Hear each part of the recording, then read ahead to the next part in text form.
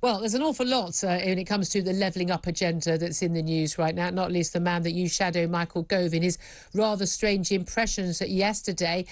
Let me just start by people who missed this, who had the sense to be watching or listening to my show. He did an interview on the BBC where he launched into a whole array of accents telling us all to calm down. Let's have a little listen to what Michael Gove had to say. But that doesn't amount to an emergency budget, which is what some people immediately thought that it did. It is an example of some commentators chasing their own tails and trying to take a statement that is commonsensical, turning it into a major capital letters, a big news story, and in fact, when the Treasury quite rightly say, calm down, then people, instead of recognising that they've overinflated the story in the first place, then say, oh, this is clearly a split. I mean, I don't know how many accents he went through there, Lisa Nandy, but he was basically talking about all these news stories about having an emergency budget, help for us with the cost of living, whether it's even, you know, windfall tax on energy firms or tax cuts and the like. But he's basically saying it's not a story. But stories today suggest it is. What do you make of it all? I mean, I just think it's extraordinary. Not only did you have Michael Gove pulling faces and doing silly accents on the media yesterday, but you also had a Conservative MP suggesting that people who use food banks just need to learn to budget properly and to cook food. My own local food bank is giving out cold boxes now to people families, two parents who are in work but simply can't make ends meet. And they're doing it because people can't afford to pay for the gas and electricity to heat up food. We need to get real help to people right now. Enough of the silly accents, enough of the big slogans and promises. We need a windfall tax on the big oil and gas producers to knock money off people's energy bills and start dealing with what is now a crisis for most people across this country. There's no doubt there is a crisis for an awful lot of people. It's an issue for most people, I wouldn't say all people, but a crisis for some. We spoke to Lee Anderson, the Tory MP, who's accused of saying the poor can't cook and can't budget. And he's being accused, well, you're a highly paid MP, you've got all your expenses, all of that, which he points out he spends on his paying his staff, otherwise they'd need to go to a food bank. And he says that he's not taking any lectures from anyone. Let's have a tiny listen to what he had to say in his own defence. I'll take no lectures. I'm myself, Julie. I was a single parent for 17 years with two children on a meagre wage. So I know what I'm talking about. I'll take no lectures from anybody on the left, anybody in the Labour Party about me being out of touch. I've been there. I've been that man that's had to put £5 in a gas meter on a Sunday night and been watching the meter spin around all week. So I know exactly what I'm talking about. It's a bit rich, isn't it, Lisa Nandy, for lots on the Labour benches to criticise this man. He, by the way, he was Labour councillor until 2018. If a Labour MP had stood up and said, look, we've got a brilliant food bank in my area, we're teaching people how to budget, how to cook, because people don't have those skills. When people like Jack Monroe, the bootstrap cook, when she did a whole cookbook about telling people how to budget and how she managed to get by as a single parent, cooking meals that only cost her, 20, 30, 50 pence, they're hailed as heroes. Tory MP does it, he's the villain. It's not a serious debate, is it? No, I don't think anyone's criticising Lee Anderson for celebrating the work that our local food banks do. They're a lifeline for people in their hour of need. The question is why so many people are in that hour of need right now. And that's because while people increasingly across this country are working harder than ever, 2 or 3 jobs, shift work, hard work, late into the night, not seeing their kids and still can't make ends meet, the government isn't doing its job. That's what we're criticising Lee Anderson and the Conservatives for, because if they were doing their job, we would already have a windfall tax on the big oil and gas producers, we'd be knocking money off people's energy bills, we wouldn't be raising national insurance contributions in the middle of a crisis, and we'd be investing in things like retrofitting homes to get home insulation into those houses, which would actually help to protect people for the long term. The criticism of Lee Anderson is not that he thinks his food bank is doing a good job. The criticism of Lee Anderson is that he's not doing his job. OK. Now, again, we don't know what we're going to hear from the government. I have a funny feeling that's because the government doesn't know what they're going to announce. They're having an away day today of the Cabinet. No doubt we'll see some lovely jumpers. I don't know. Do you think that the reports we're getting, the Prime Minister keeps saying we're going to be hearing stuff coming up soon and telling MPs at private events at Number 10 and in press conferences, and the Treasury keeps saying we don't know what you're talking about. Do you think the Treasury is going to be dragged kicking and screaming into giving that help into a windfall tax on energy firms? Because we had Robert Halfon, leading Tory backbench MP, earlier on the show saying desperate times call for desperate measures.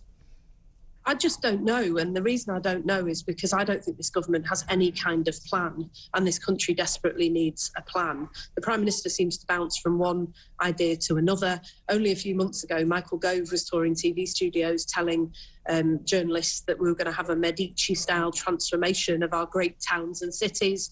And then it turned out that they were giving more money to fraudsters than to the whole of the north of England. So I think the problem is that we don't know what's going to come out of this cabinet meeting because the Prime Minister doesn't know, the government doesn't know, and they just simply don't have a clue how to go about tackling what is a crisis for most people in this country.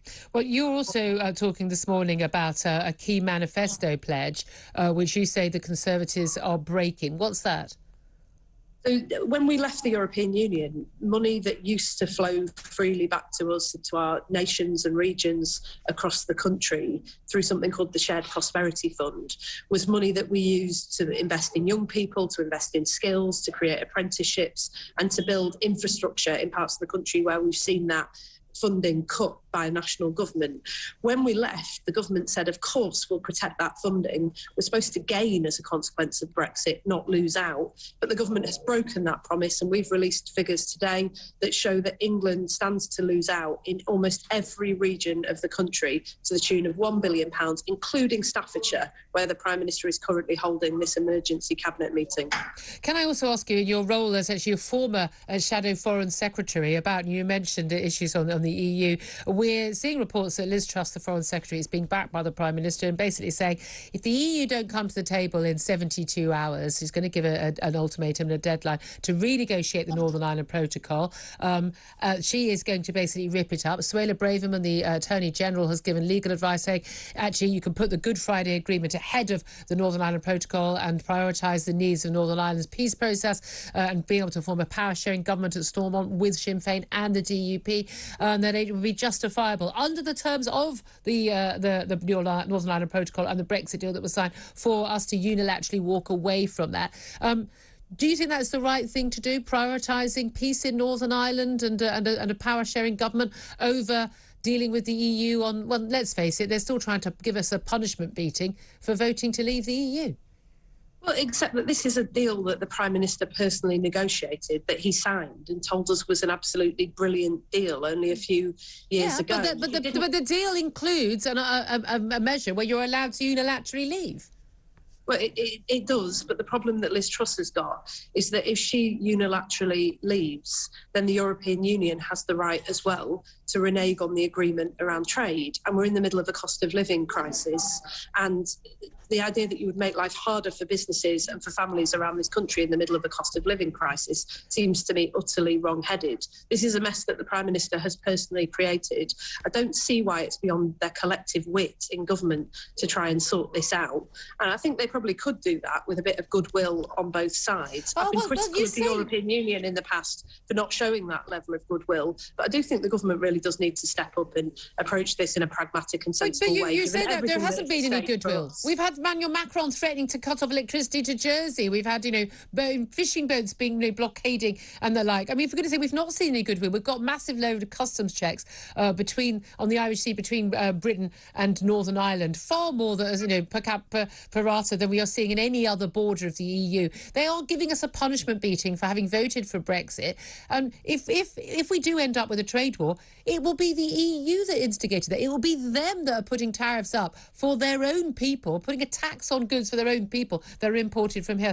Why do we always blame the government when it's the EU, particularly France, being intransigent? Well, look, I've been critical of the EU for some of the measures that they've taken during COVID, for example, when they threatened to try and block the export of COVID vaccines to Britain when we had a contract, and the threat from the French Prime Minister to cut off electricity to Jersey, I thought was unconscionable. But it would not help the European Union or the people of the United Kingdom if we were to continue this war and have a breakdown in trade relations with our closest neighbours. That's why I'm saying to the government, you negotiated this deal. You said it was a brilliant deal. Why can't you make it work? They could very simply implement a veterinary agreement across the island of Ireland. That's something that the EU has said that they will. That would reduce the barriers and the customs checks that you just talked about. And I cannot understand for one moment why Liz Truss thinks it's in anybody's interest, the people of the United Kingdom or anybody else's, to continue this phony war. We need to sort it out, not least because we've got war in Europe.